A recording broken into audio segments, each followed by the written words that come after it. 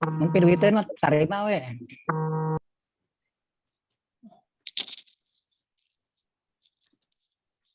Coba Mi, udah Mi. Ya. Receh. Oke, menurut saya sama Iza sama Bepo mah bisa diedit lah, yang penting habisnya gitu. Iya penting mah. Nanti kalau saya mah bisa take ulang apa gimana gitu ya. Saya. Oke, kita mulai ya. Oke, yuk. Baik, yo. Oke, kamera standby. Oke. Rolling. Assalamualaikum semuanya. Waalaikumsalam warahmatullahi wabarakatuh. Selamat siang di sini ya buat para spacer dan sobat pemirsa semuanya. Kali ini kami punya program untuk menampilkan salah satu anggota Space yang pernah mengalami kasus COVID, sehingga intisari dari tayangan kami hari ini adalah bisa men-share pengalaman beliau itu sehingga menjadi cermin bagi kita semua supaya bagaimana caranya dan sikap kita menghadapi pandemi COVID yang kelihatannya belum ada ujungnya ini ya. Baik, di seberang sana ada juga co-host saya, Bepo. Silakan Bepo disapa para pemirsa. Oke, assalamualaikum warahmatullahi wabarakatuh. Selamat siang menuju sore. Mudah-mudahan teman-teman spacer dalam kondisi yang sehat semuanya. Yang lagi sakit mudah-mudahan cepat sembuh ya. Ya, kali ini kita akan melakukan wawancara untuk konten YouTube Story of Life ya. Bersama Bapak Muhammad Hafiz ya.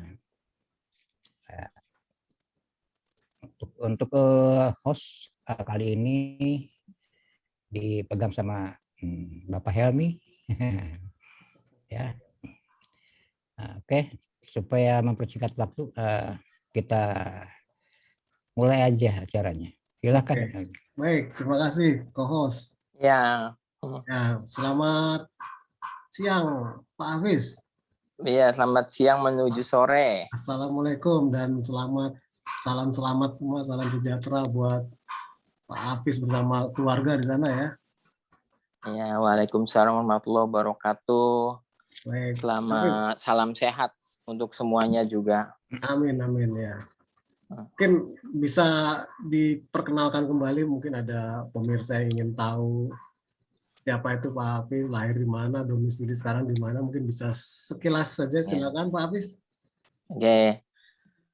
Teman-teman, kenalkan saya Muhammad Hafiz, saya alumni SMA 1 Negeri Bandung. Terakhir saya lulus dari kelas 3B1 Bumi Antariksa.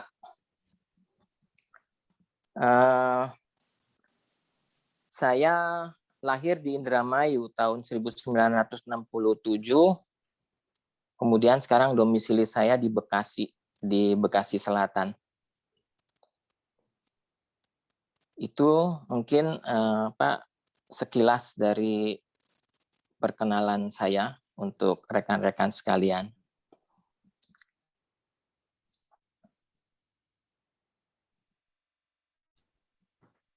Baik, terima kasih. Nah, ini buat semua pemirsa Space TV ya. Jadi Hafiz ini lahirnya dari mana tadi tepatnya? Indramayu. Indramayu ya. Indramayu. Ya. Sekarang bertempat di Bekasi. Bekasi. Mungkin bisa disampaikan juga bagaimana perjalanan dari Indramayu masa kecil ke Bandung sampai akhirnya ke Bekasi ini, mungkin buat kita sebagai insight gitu. Ya, singkat aja. Oke, iya, saya lahir di Indramayu di daerah yang sangat kampung sekali. Seperti kalau kita melihat film Laskar Pelangi lah, seperti begitu kampungnya itu. Ya, saya sekolah SD di sana berpindah-pindah karena kebetulan ayah saya adalah Kapolsek ya, jadi dapat tugas pindah dari satu wilayah ke wilayah yang lain. Jadi hidup saya nomaden. SD aja itu saya jalani dengan 4 sekolah. Semuanya di kampung. Belum ada listrik pada saat itu.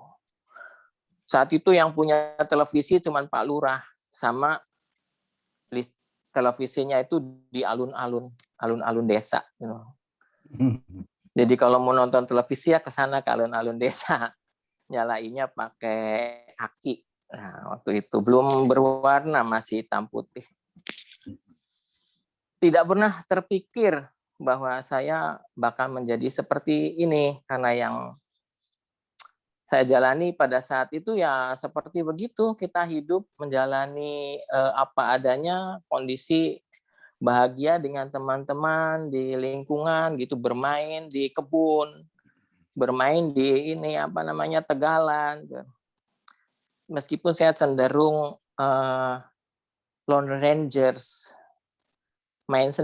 cenderung main sendirian, cari hiburan sendirian. Hobi saya nonton wayang. Jadi sehari-hari itu habis pulang sekolah itu telinga saya dipasang mendengarkan bunyi tang teng tong gamelan di mana. Begitu udah ketahuan langsung ambil sepeda tancap gas ke sana.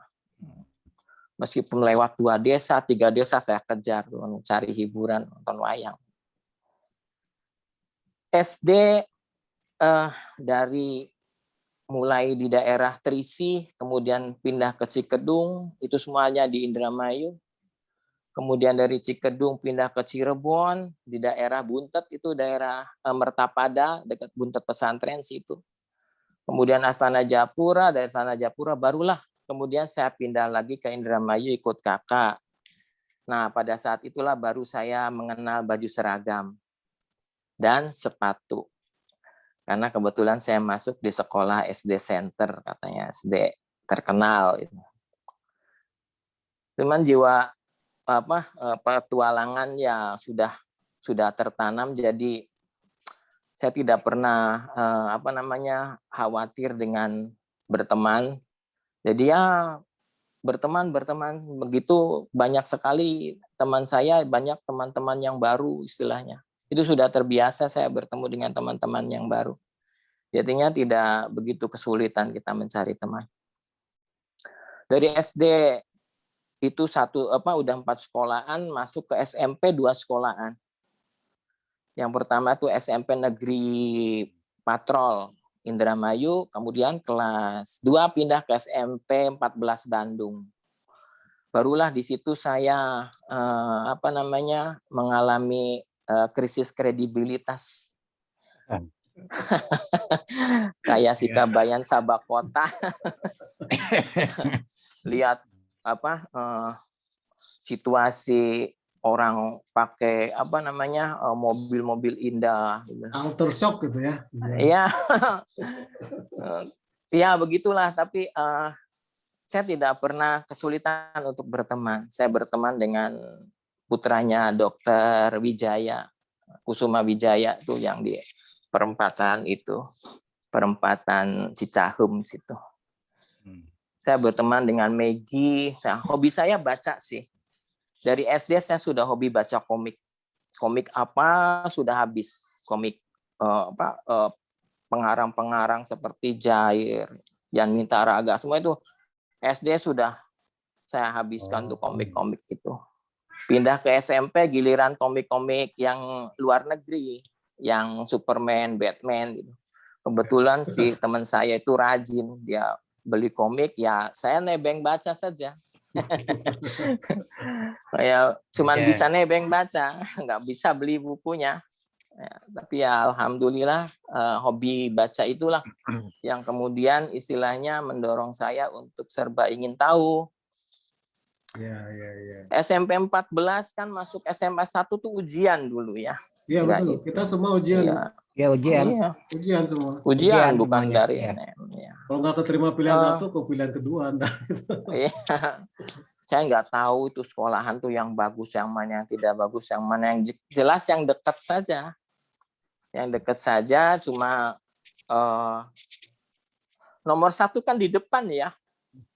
Iya. Jadi saya pikir semakin kecil angkanya kan semakin bagus. Nggak cuma Hafiz saja, hampir semua orang begitu. Pada saat itu saya berpikir begitu, akhirnya daftarlah ke SMA 1. Begitu masuk, ya Tuhan, bangganya, Masya Allah, Alhamdulillahirrabbilalamin. Bangga banget. Ini aku orang yang sekolah SD, SMP pakai celana kolor. Nah, bisa masuk ke sekolahan sini, waduh, bangganya ampun, luar biasa. SMA 1 itu kan pada saat itu juga terkenal juga. Ya, semua favorit lah ya. Ya, favorit juga gitu pada saat itu. Kemudian ya burak sekolah lah di SMA 1. Ya, di SMA 1 juga saya mendalami hobi grup teater sama paduan suara ya. AGD ya? Iya. Teater sama paduan suara. Oh iya. AGD saya ditolak. Oh, ditolak. Kebanyakan katanya. Oh. Gideon saya ditolak. Ya udah nggak apa-apa, saya dalamin aja di teater sama di paduan suara. Ditolaknya kenapa waktu itu, banyak yang daftar atau gimana? Sudah daftar hobi grup apa saja gitu. Ditanyanya begitu. Saya bilang udah masuk teater, saya udah masuk paduan suara, akhirnya nanti kebanyakan kegiatan di luar. AGD nggak nggak approve ya, nggak apa-apa lah namanya. Di teater itulah kemudian saya belajar mengenai karakter. Saya belajar mengenai karakter, kemudian di situ saya membentuk keberanian diri. Di teater itulah saya belajar berani tampil dan lain sebagainya. Dulu saya sangat minder. Saya tuh orang yang minder karena merasa saya orang yang nggak punya, kemudian tidak punya apa-apalah, nggak punya yang bisa saya banggakan. Saya tidak keren, saya tidak kaya, ya udah dah. Yang penting saya jalani itu bagaimana menciptakan orang lain itu comfort dengan saya. Itu saja. Jadi dari awal saya sudah menanamkan customer satisfaction. Aduh, gaya ya. Ternyata dipakai gitu ya. Iya. Taunya baru sekarang itu setelah belajar mengenai sistem ya. Oke, tapi dari dulu saya sudah tanamkan itu. Dan karena dasar yang itulah kemudian di dalam diri saya itu timbul suatu tekad di mana orang lain bisa, saya harus bisa. Yang saya bisa belum tentu orang lain bisa. Sehingga dari situ saya belajar apa saja, saya belajar. Orang lain istilahnya bicara mengenai ayat-ayat apa segala macam. Ikutlah saya mentoring di Salman dari kelas 3 SMP, 1 SMA, mentoring Salman. Kemudian dari situ saya belajar mengenai membedah Al-Quran dan lain sebagainya. Di situ saya kenal dengan Pak Guru, Pak Miftah Faris. Waktu di 2B1 deket banget ya dengan Salman ya? Iya. Sangat dekat itu. Meskipun saat itu saya tidak punya budget untuk ke sana. Akhirnya saya berangkat sama pulang tuh jalan kaki. Iya. Rumah saya di Sumi Asih waktu itu, Ujung Berung. Ujung Berung ya. Iya. Nah, jauh. Saya punya budget itu hanya untuk ongkos pergi sekolah. Pulang pergi sekolah budgetnya. Jadi kalau saya jajan, saya harus berkorban nanti pulang jalan kaki. Seperti itu. Tapi nggak, ya itulah yang saya jalani. Cuma dalam hati saya selalu berpikir yang orang lain bisa, saya harus bisa. pada saat itu yang menjadi puncak motivasi itu teman saya adalah Tude, ya, Gusti Putu Gede. Itu adalah motivator bagi saya. Gimana caranya bisa sehebat Tude? Dulu waktu di SMA sebangku sama siapa ya? Pak Suntoro kalau tidak salah. Ya. Iya. Ya, halo Suntoro kalau ingat ya, mudah-mudahan masih ingat. Cerita menarik apa waktu di kelas 2B1, 3B1 juga ya sama ya? B1 terus kan ya? Kalau saya sih B1 terus. Yang B1 terus sih. Yang saya ingat itu B1 itu riuh rendah. Wow, sangat. Itu saja. Sampai beberapa kali dapat itu kan, dapat teguran. Dan itu muridnya tuh nggak jelas yang B1 ke B2, B2 ke B1. Yang nyatu pokoknya. Mestinya dibongkar aja ya temboknya tuh. Eksklusif gitu saya lihat. Yang lain itu cenderung untuk tidak itu ya, meskipun mungkin karena jumlah mereka lebih banyak jadi ya. Iya. Kalau kita kan sedikit ya. Iya. Jadi istilahnya cuma 2 kelas lebih itu. Cuma 2 kelas. Crowded ya. Iya. Kayak crowded. Lebih crowded kalau lagi belajar sama Pak Gus tuh, Bumi Antariksa. Iya. Motivasi saya ke masuk antariksa itu sebetulnya saya pengen belajar tentang meteorologi, bukan meteorologi. Meteorologi ya. Iya. Meteorologi. Memang waktu itu mengenai ilmu perbintangan. Lagi ini kan waktu itu lagi naik daun lah istilahnya. Saya juga sempat mau daftar perbintangan. Ya. Sempat mau daftar sana pas dilihat seats-nya cuma 11 orang berangkat. Ampun deh waktu itu.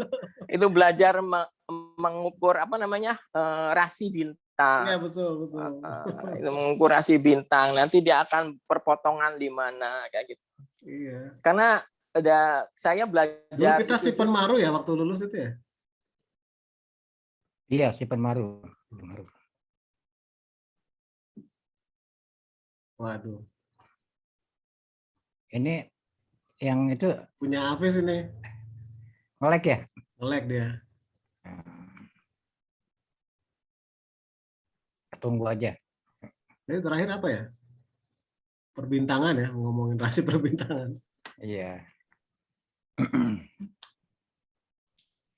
Hafiz pakai First Media dia. Itu First Media. Saya nggak tahu ya ke atas First Media apa. Saya sebenarnya pakai Melsa kalau saya. Sebenarnya Melsa sama First Media mestinya bagus sih dua-duanya. Putus dah Hafiznya. Jadi putus dia. Kalau saya tunggu lagi pakai aja. IndiHome. Ini pakai IndiHome-nya yang itu yang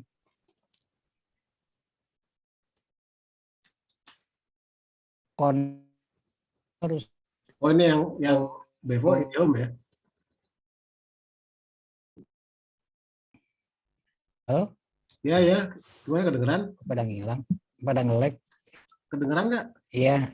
Bevo kedengeran kok di sini? Kedengeran. Iya. Iya. Nggak barusan nge-lag aja. Gitu. Jadi saya pakai IndiHome yang. Tadi dia mau connect lagi nih. Bentar.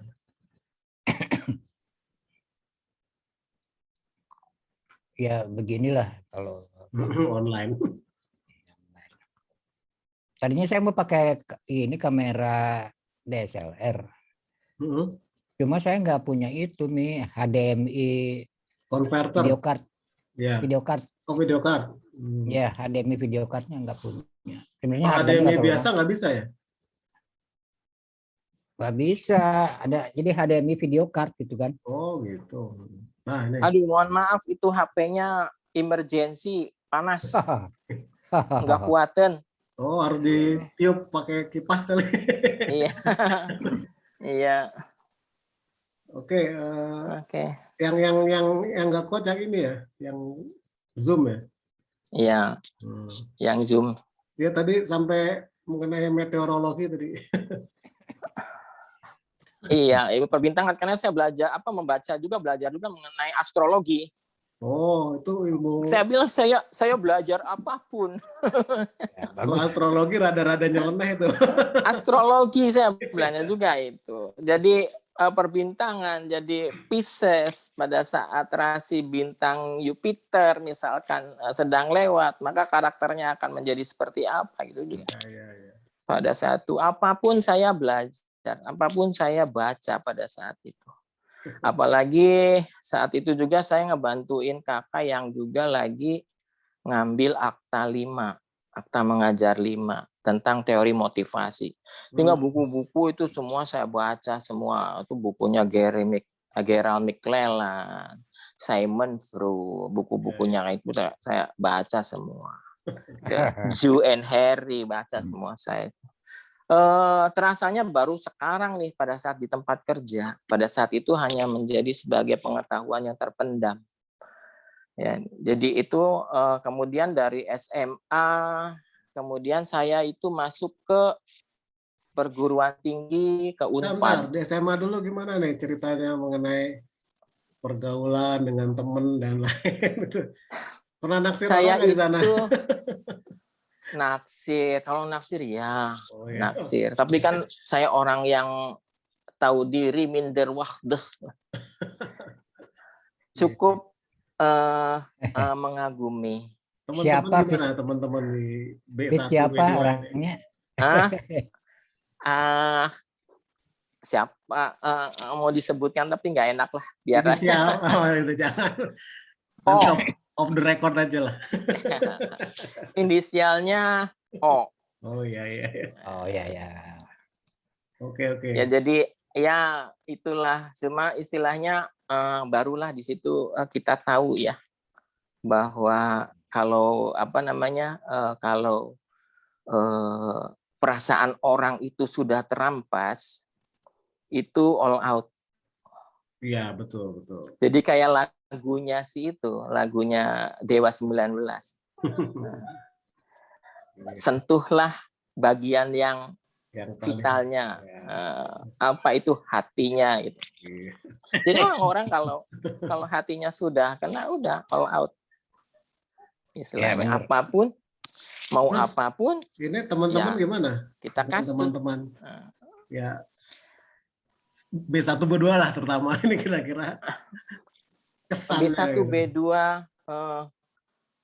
saya memandangnya bahwa saya itu di bawah. Pada saat itu mereka, ya, pada saat itu. Iya, pada saat itu saya di bawah. Sehingga saya itu terlalu katakan respectivity saya tuh terhadap teman-teman tuh sangat tinggi. Sehingga untuk untuk berani berteman dekat pun saya tidak berani. Satu sisi rata-rata berkendaraan toh. Sedangkan saya tidak punya kendaraan kayak gitu. Paling ya suka bonceng-bonceng sama Joko. Oh ya, Joko. Satu arah sama Joko ya? Satu arah kalau pulang ya. Terus Karel. Oh, Karel. Karel ya? Kemana ya? Kita nggak pernah dengar suara ininya. Karel kemana ya? Iya. Karel. Kemudian Amara. Ya, Amara di Semarang. Iya, Amara.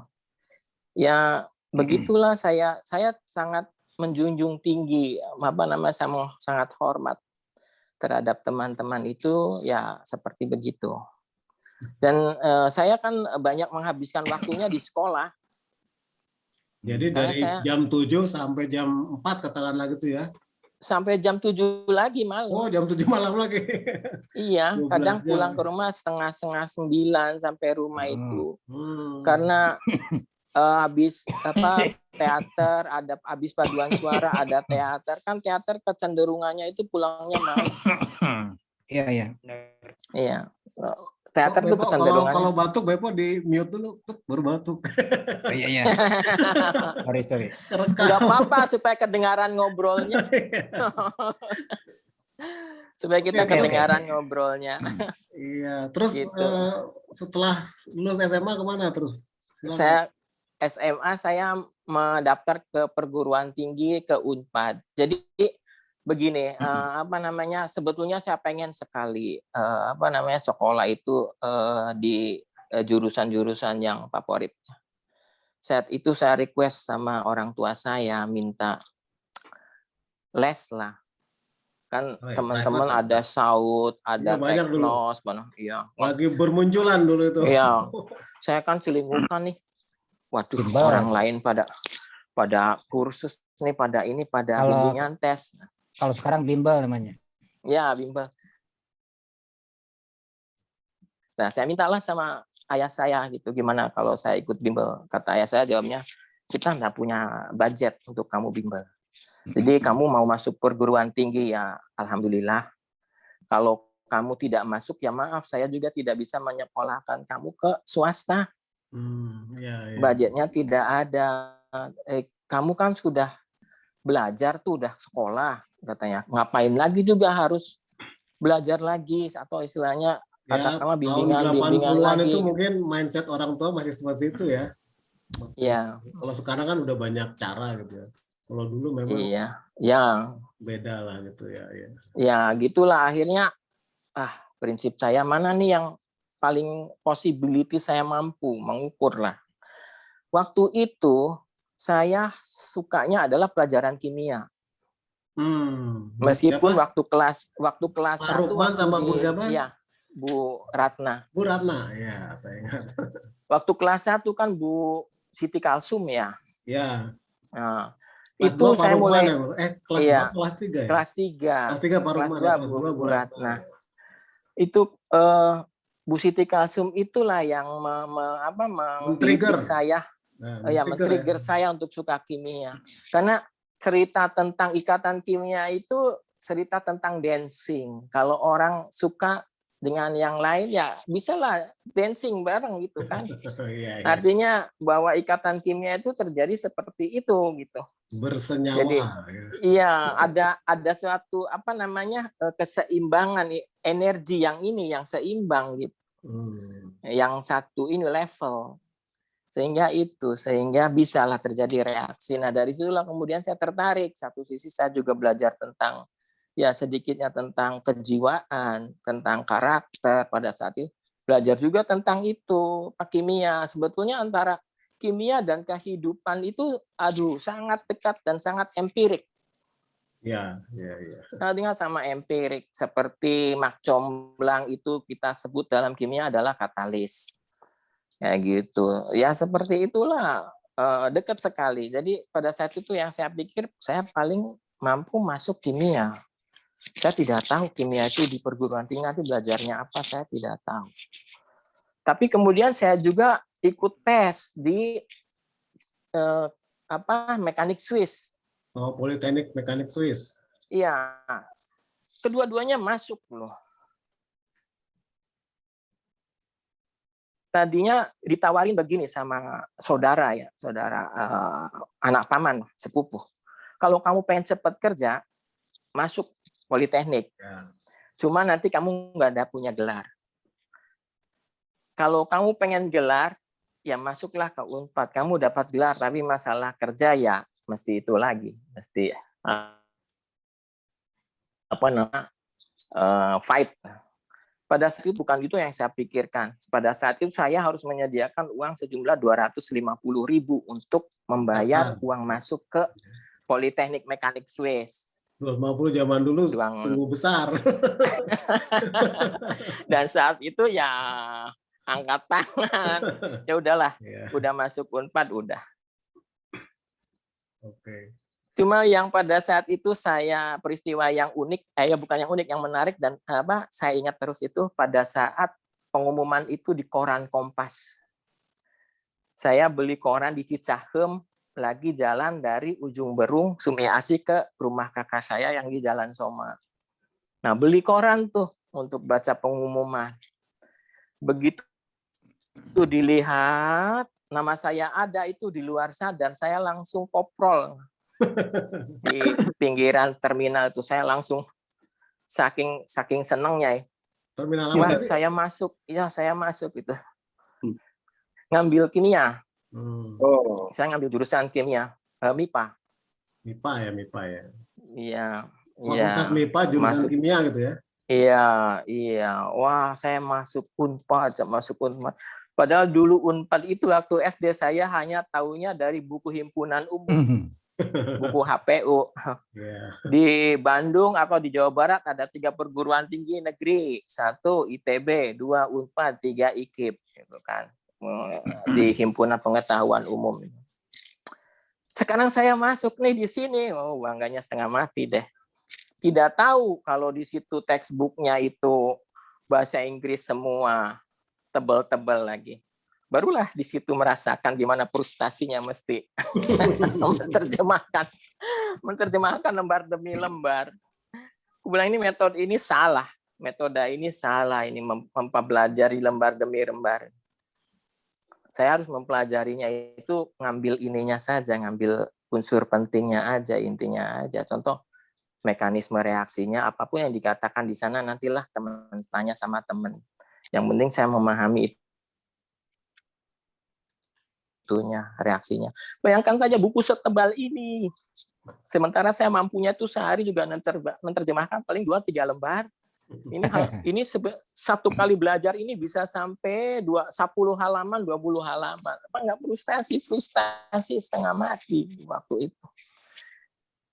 Gimana nih tekniknya, caranya belajar?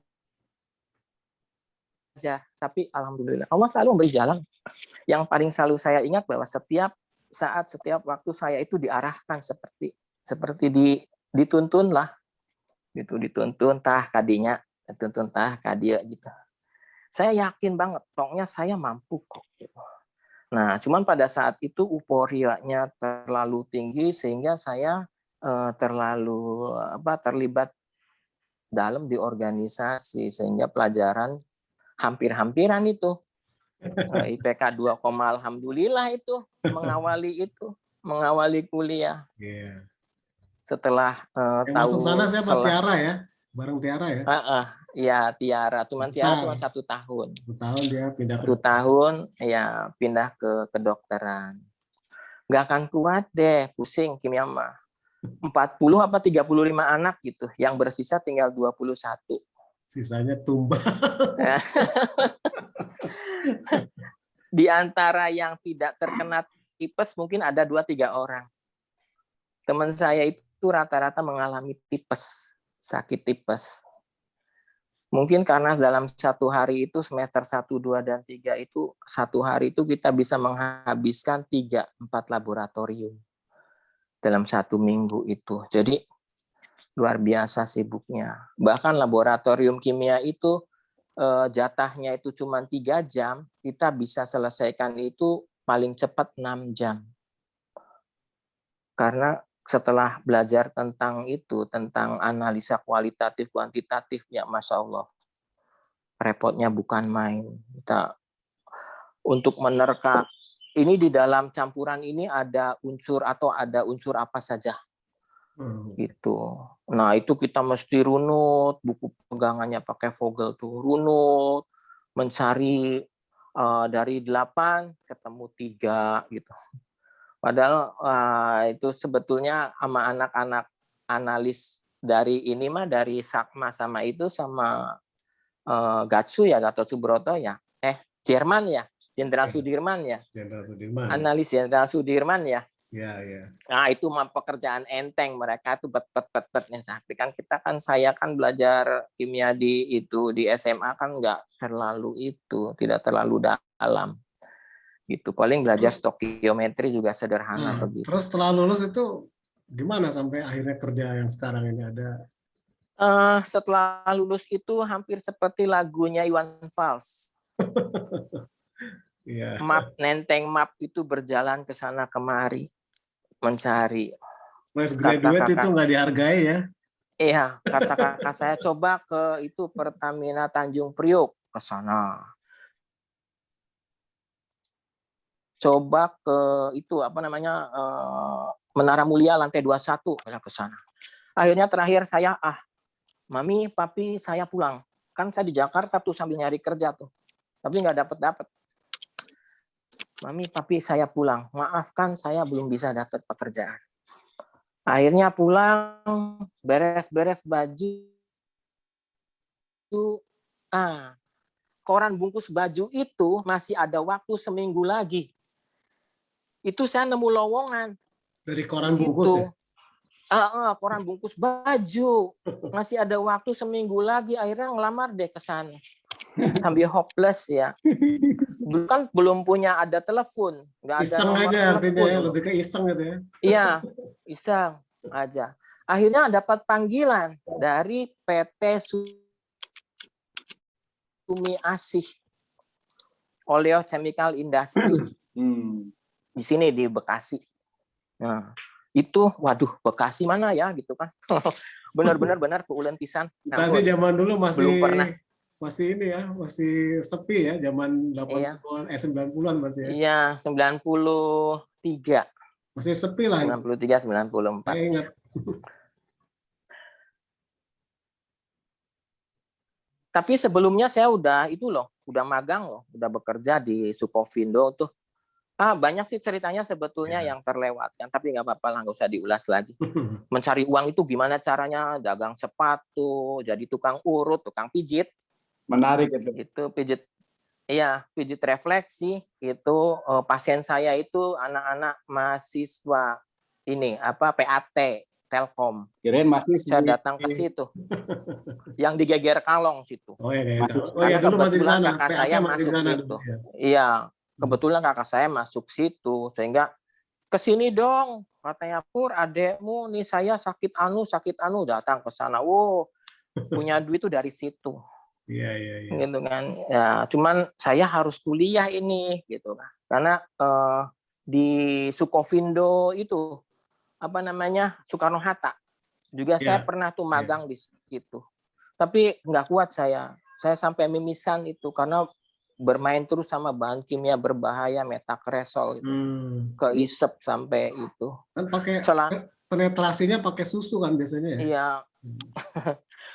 Sana sampai bolong-bolong. Wah, serem juga ya. Gitu kan. Terus kena asam sulfat, iya serem. Selama masa hidup ini. Akhirnya begitu masuk.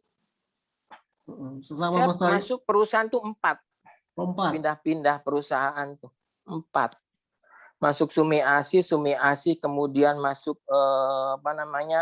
Eterindo jadi project di tim project dari Eterindo masuk Buana Solpindo.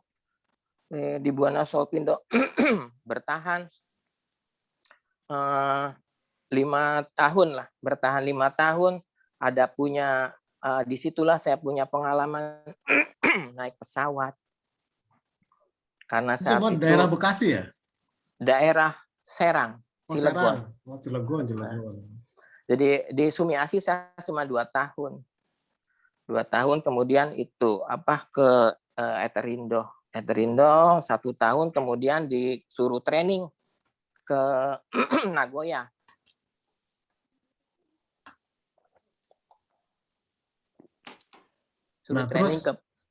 Terus ini selama kerja ini pencapaian terbaik apa yang pernah dirasakan oleh Pak Hafiz ini? Pencapaian terbaik ya. Rasanya itu yang paling ini top-nya gitulah. Ya, setup sistem. Di mana itu? Di tempat saya yang terakhir ini, yang di PT Bina Karya Prima, pabrik minyak goreng. Saya selalu punya prinsip vini, vidi, visi. Saya datang, saya membuat perbaruan, saya punya sesuatu yang baru, mengupgrade kondisi yang A menjadi B, di mana posisinya menjadi lebih baik. Seperti itu selalu. Dimanapun. Di Sumi Asi atau di mana, seperti itu. Jadi saat itu,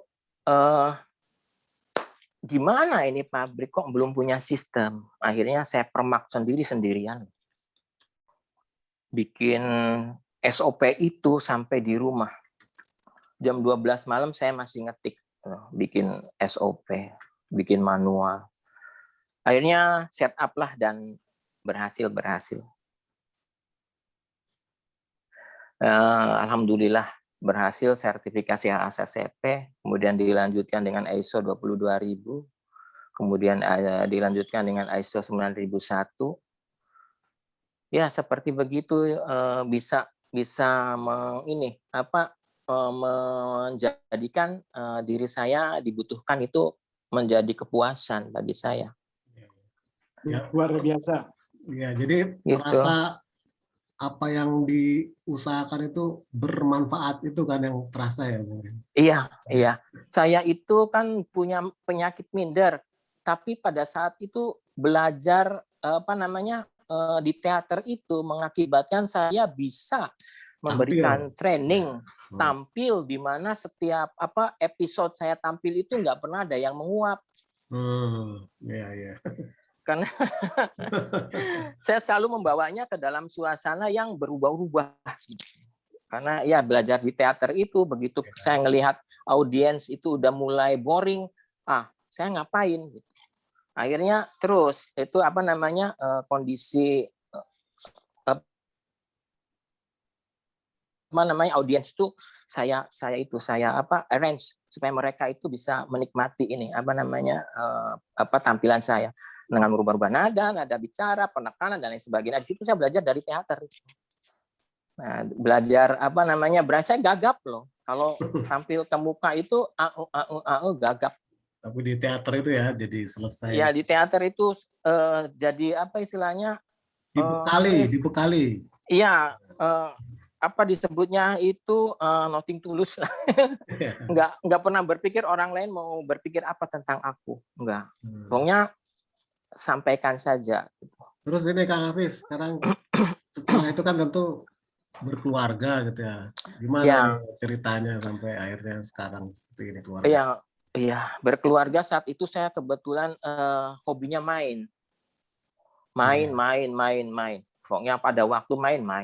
Pada saat setelah teman-teman saya habis itu teman main ya. Tangga. Iya, teman main ya. Berumah tangga semua. Baru saya kaget. Lah, kok saya belum? Gimana nih? Dipikir nyari itu emang gampang dan susah. Tapi Allah beri jalan. Nih, gitu. Selalu gitu. Iya. Insya Allah setiap kita ada ingin, asal kita menyampaikan itu dengan sungguh-sungguh, Allah beri. Nih, gitu tiba-tiba datanglah gitu. Istilahnya yang sekarang ini memberikan karunia 2 anak pada saya. Nah, pada saat itu cari sendiri apa dikasih saudara apa gimana itu? Enggak, dulu saya punya teman satu perusahaan. Itu dekat sekali karena biasalah kalau orang Sunda ketemu di perantauan itu pasti heboh. Orang Sunda ketemu di perantauan itu pasti heboh. Banyak jok-jok dan lain sebagainya. Membikin orang lain itu tertawa, terhibur. Ya itulah dekat akhirnya saya dengan dia, namanya Ibnu Hidayat. Itu dekat sekali sehingga kebetulan saya ketemu dengan kakaknya.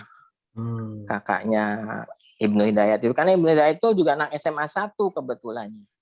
Cuman angkatannya itu 89. Di bawah ya. Iya, di bawah. Kakaknya itu lulusan Semak Dago sebetulnya. Cuman tidak melanjutkan sekolah karena lebih suka untuk bekerja.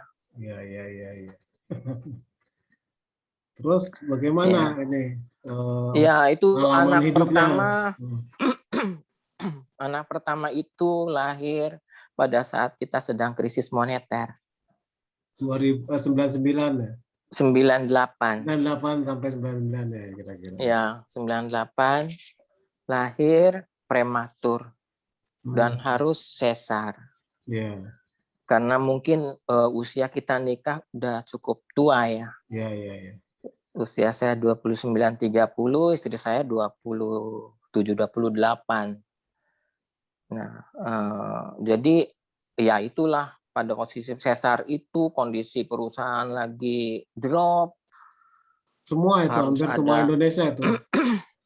Drop semua. Ya. Itu antara saya di PHK atau lanjut bekerja. Ya. Itu lagi dalam kondisi begitu, perusahaan drop, anak saya lahir prematur di rumah sakit, itu biaya rumah sakit kemana, sampai akhirnya seolah-olah seperti kebingungan. Itu kan pohon-pohon bromeus itu gede-gede itu kan ya. Iya, iya. Ya saya merenung di situ, sambil dulu masih merokok sih. Sambil merokok, ini anak saya mau saya tebus pakai apa? Tapi Allah kembali bahwa perjalanan hidup saya itu bisa sampai seperti begini hanya karena belas kasih Allah. Iya. Itu saja yang saya ini. Makanya terlalu kalau saya tidak bersyukur. Ada dan tiba-tiba diberi. Tiba-tiba bos saya yang orang Jepang itu patungan di mana jumlahnya itu cukuplah untuk ngambil anak saya di rumah sakit. Yeah. Itu di luar dari urusan perusahaan. Berapa hari Jadi, di rumah sakit ya? Personal. Seminggu lebih. Minggu. Itu anak anaknya saya aja ya? Ini. Iya. Kalau istri saya cuma 3 hari. Iya, biasanya anaknya yang lebih lama. Biasanya. Anaknya karena kuning. Yeah. Di inkubasi, di inkubator. Karena prematur, lambungnya nggak tahan. Akhirnya anak itu sakit-sakitan terus. Pencernaannya tidak bagus. Nggak salah ngasih ya? makan. Iya, salah ngasih makan. Masuk rumah sakit. Jadi anak saya itu keluar masuk rumah sakit deh. Itu ya, disitulah mulai saya pasrah. Ya Allah, dengarkan hamba. Seandainya engkau lebih sayang atas anak saya, silahkan. Kami merasa bahwa ini sudah cukup. Kami merasa menerimakan takdirmu. Seandainya anak saya itu yang terbaik adalah terus, maka beri kesembuhan untuk anak saya. Seandainya engkau sayang, silahkan, saya tidak akan. Karena itu adalah milikmu, saya hanya dititipi.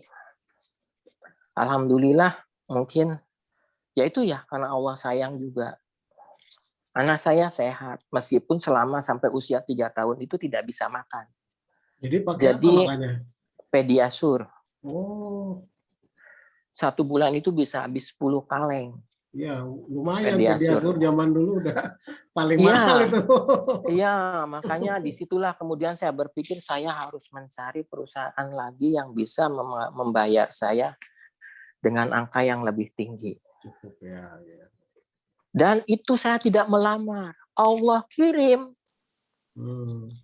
orang untuk menyampaikan, menawarkan. Please, ini kalau mau lamarannya kasih saya. Ada perusahaan yang lagi butuh. Ya saya bikinlah lamaran. Dari dulu, dari mulai sejak bungkus koran, kesananya tuh saya nggak pernah melamar lagi.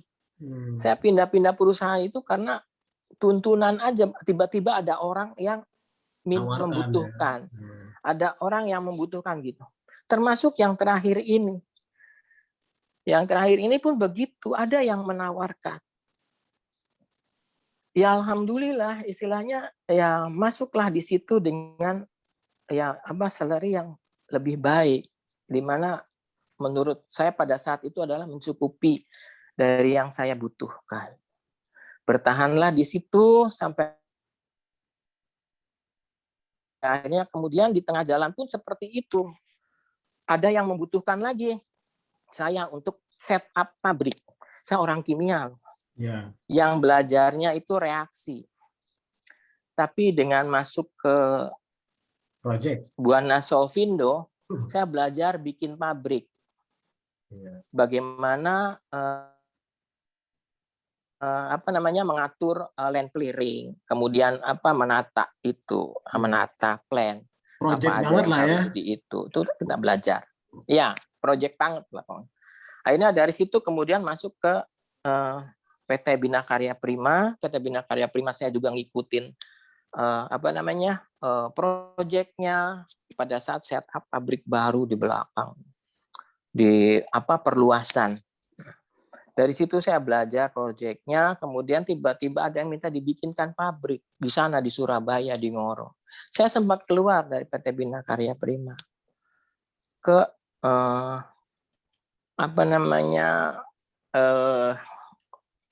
PT Indosiwit. Indosiwit itu Karaginan itu rumput laut. Rumput laut ya, rumput laut itu. Aneh kan ya.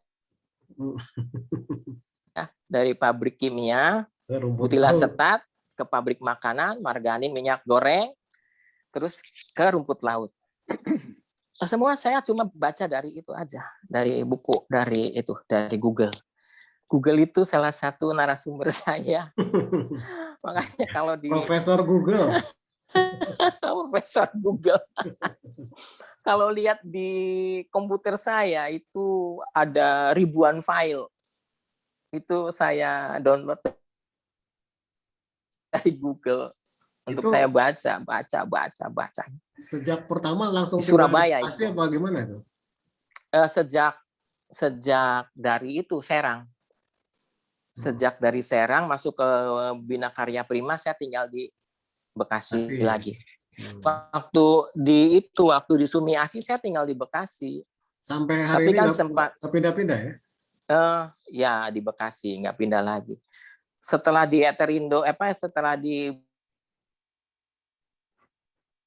Indosiwit saya diminta untuk kembali ke perusahaan lama, ditawarin balik. Memang begitu ya. Pada saat saya bingungkan anak saya dijas kanker tenggorokan oleh rumah sakit, saya di Surabaya, anak saya di sini dijas sakit parah. Saya ingin dekat lagi dengan anak saya. Allah sayang. Dibawanya lagi saya kembali ke sini. Balik ke Bekasi. Ke Bekasi. Ya. Alhamdulillah rabbil alamin ya Allah. Nikmat sekali. Meskipun saya tidak memiliki sesuatu yang berlebihan, tapi setiap step itu nikmat. Karena Allah selalu memberi saya apa yang saya butuhkan pada saat kondisi kritis. Iya, pada saat Allah selalu memberi saya jalan keluar. Iya. Itu ya. Iya. Allah selalu memberi saya jalan keluar. Alhamdulillah. Kalau Pak ingat itu saya tuh merasa gimana gitu. Haru. Ya. Sedih dalam bahagia gitu. Dari sedih dalam kebahagiaan. Pokoknya intinya bagi saya adalah do it what you do. Maksimal. Lakukan apa yang bisa kamu lakukan maksimal. Ya. Apa yang kamu bisa lakukan maksimal. Tong pelit, ayah batur susah, bantu. Kesusahan bantu. Ya. Elmuna, naona caranya arahkan, jangan menggurui. Ya, lebih ke arah supporting ya. Jadikan friend biar dia tidak blocking jiwanya, tidak block. Sebab kalau orang menggurui apa lu gitu kan. Langsung blok orang itu. Yeah. Tapi kalau kita share sebagai kawan, sebagai teman, insya Allah dia akan terima. Pada saat orang itu hatinya menerima, kita bisa masukin apa yang ingin kita ajarkan pada mereka.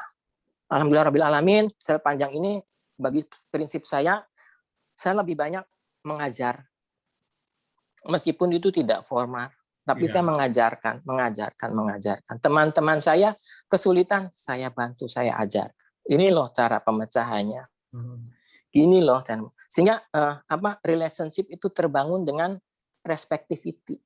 Ya, saling menghargai. Iya, saling menghargai.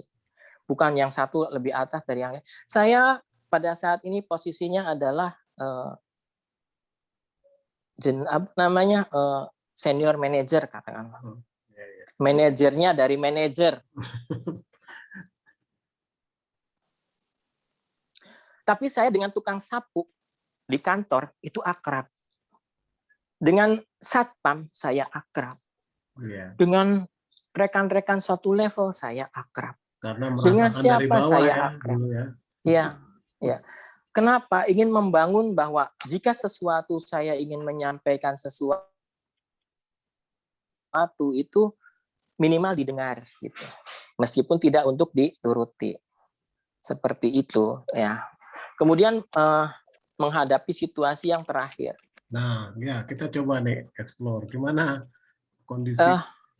Kita itu sebetulnya paling berusaha untuk berhati-hati. Apalagi istri saya. Maksudnya COVID saya, ini kan ya? Iya. Saya masker apa itu disediakan berlimpah di rumah. Hampir setiap kesempatan istri saya tuh beli masker, beli obat, beli masker, beli obat, begitu terus. Sehingga pada suatu waktu mungkin saya terpapar dari lingkungan kantor karena saya tidak pernah pergi kemana-mana. Ya. Tapi di kantor sudah menerapkan prokes belum waktu itu?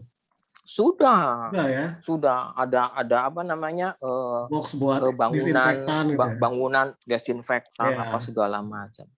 Cuma ya mau bagaimana ya, kan di luar kantor kan mereka bergaul. Iya. Apalagi kan kebanyakan orang-orang yang daerah situ lingkungan. Jadi mungkin dari situlah saya kena. Pada saat kena saya tidak merasakan kena. Karena di swab saya negatif. Enggak keluar sampai kemudian drop di swab lagi tetap negatif. Sampai saya maksa masuk ini kantor karena hasil swab negatif, sampai saya nggak kuat makan, nggak bisa makan. Akhirnya besoknya saya nggak masuk, tapi saya masih kerja terus karena saya harus dampingi. Tapi udah curiga belum bahwa itu kena COVID? Curiga, cuman swab negatif terus. Sampai akhirnya swab terakhir itu di Rumah Sakit Juwita pada saat saya merasa jangan-jangan saya kena tipes. Tapi begitu dicek Widal juga negatif. Nggak ada ya Widalnya ya. Tapi begitu dicek COVID positif. Positif ya. Angkanya itu 26. Oh, 26 ya. 26. Nah, COVID yang sekarang ini begitu kena langsung belasan loh. Yang sekarang iya. Itu saya itu 26. Kalau yang zamannya Kang Hafiz itu mungkin 20, 30 ke bawah. Iya. Yang sekarang langsung belasan. Iya. Anak-anak saya yang di kantor itu sekarang 9 orang kena. Iya. Saya tuh sudah lagi memikirkan ini gimana departemen bisa memberikan pelayanan, 9 orang sudah kena, sudah harus off. Iya. Ya, akhirnya saya excuse bahwa aktivitas-aktivitas yang sifatnya sekunder tidak bisa saya layani. Ya, yang primer saja yang benar-benar dibutuhkan pada saat itu. Seperti penerimaan barang dan in process production. Yang lain stop dulu, kayak trial, kemudian request pengujian riset tuh stop dulu, tidak bisa kita lakukan. Ini 9 orang sekarang. Sekarang perusahaan itu sedang vaksin seluruh Sinovac. Pakai Sinovac dan AstraZeneca ya. Iya, Zeneca. Pakai Sinovac dan Astra. Ini sekarang ini udah gelombang yang keberapa ya? Udah ratusan deh. Saya nanti kebagian tanggal 9. Cuma tetap vaksin itu bukan artinya sembuh ya. Betul. Membantu kita, tapi tetap harus waspada gitu loh. Betul. Jadi vaksin bukan obat pada intinya. Pada intinya perlu dipahami bahwa vaksin itu bukan obat.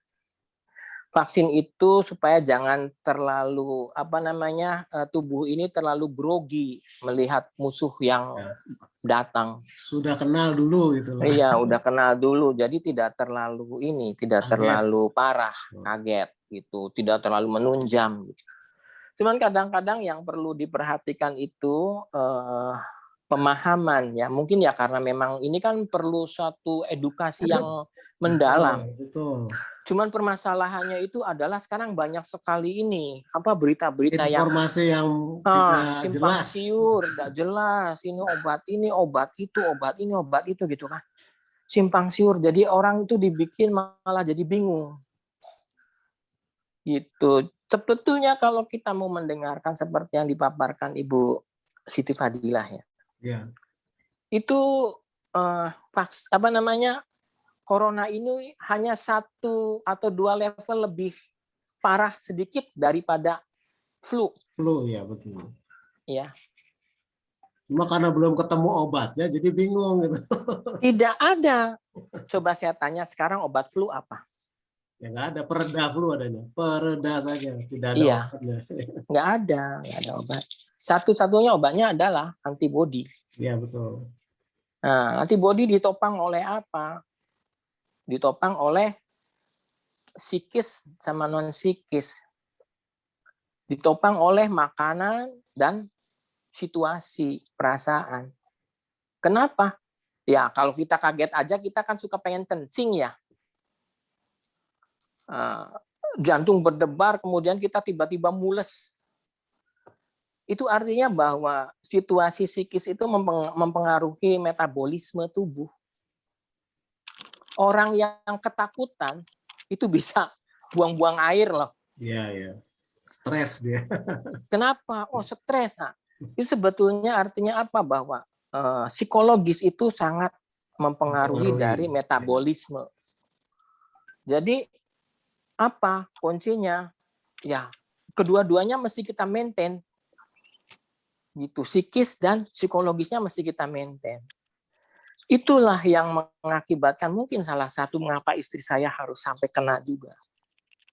Pada saat saya sudah terkapar karena sudah tidak bisa masuk makanan dan mengetahui bahwa di rumah mengetahui bahwa saya itu kena COVID sudah telat karena PCR swab antigen itu negatif terus. Nah, nih sebentar. Perkiraan Kang Hafiz nih, dari pertama kali terpapar sampai akhirnya kondisi terkapar itu ya, berapa lama itu rentang waktunya waktu itu perkiraan? Hampir 2 minggu, 1 minggu lah. Oh, 2 minggu, seminggu ya, seminggu. Iya, seminggu. Gitu ya. Seminggu tuh saya masih beraktivitas, cuman perasaan nggak enak saja. Saya masih diaudit oleh audit eksternal untuk ini sertifikasi. Saya masih melakukan pendampingan audit untuk 3 bio, Marunda, Bekasi, sama itu Gresik. Saya masih beraktivitas. Tapi hari-hari berikutnya kok makin lama makin berasa drop ya gitu. Badan ini sakit semua, sendi sakit. Pinggang ini sendi pinggang sakit sekali. Perut seperti makan potongan kayu. Itu udah seperti itu masih di rumah ya? Masih. Mengganjal gitu. Karena saya pikir ini saya bukan sakit itu COVID kan negatif terus. Nah,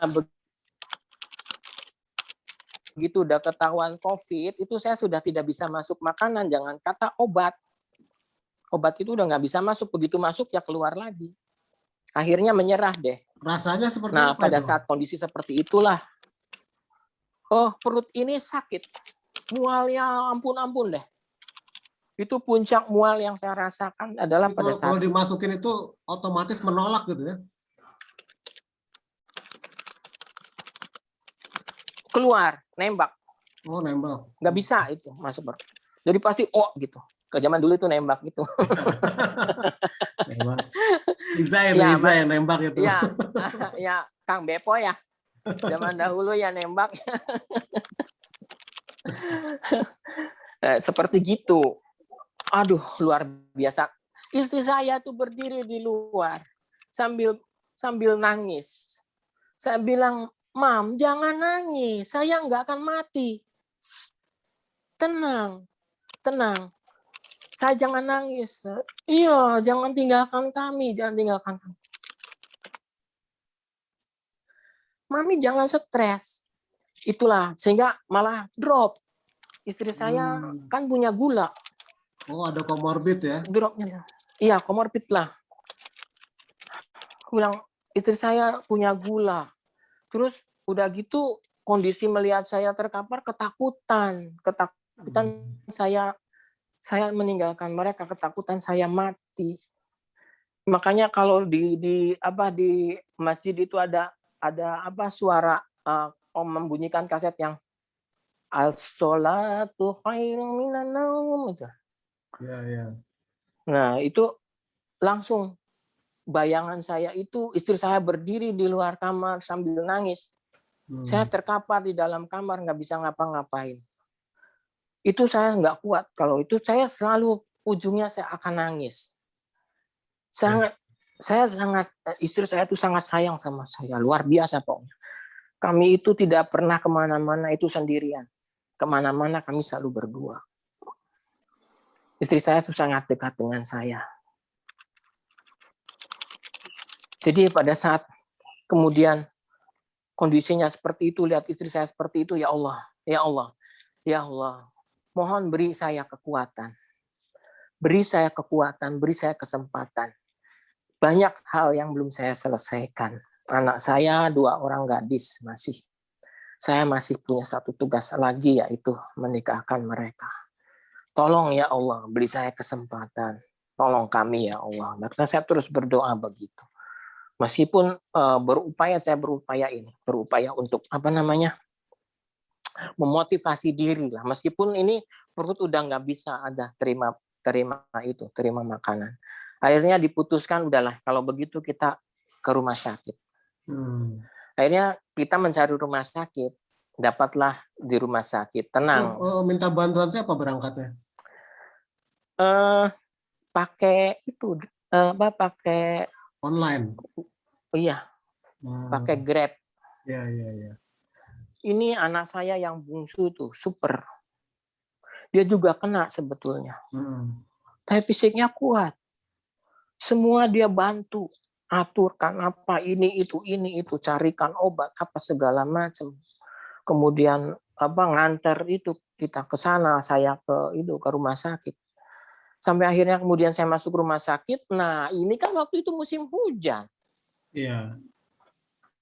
Daerahku ini hampir kena banjir. Air udah meluap, di bagian depan itu udah terendam. Kita di belakang masih belum.